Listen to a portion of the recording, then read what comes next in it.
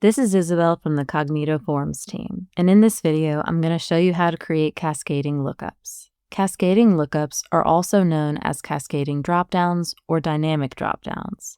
They're essentially a series of related dropdown menus, so depending on what options you select in the first dropdown, the next dropdown will automatically filter the available choices.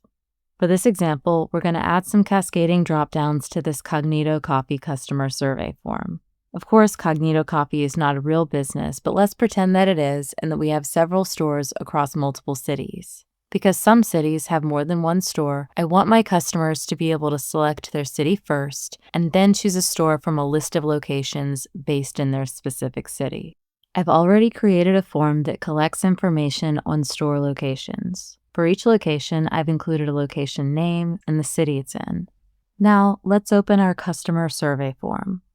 At the top of this form, I want to include two dropdowns, a list of cities and a list of locations, which will change depending on the city selected in the previous dropdown. First, I'm going to add a lookup field to pull in the locations.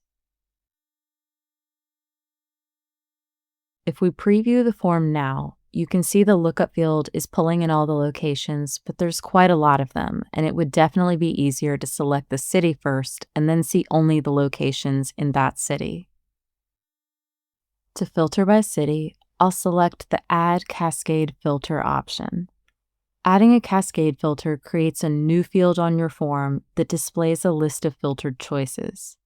You can think of the cascade filter as a subfield of the lookup field. They're directly tied together, and deleting the lookup field will delete the cascade filter as well. Now the cascade filter will display a list of cities first, and the locations in those cities in the second lookup field.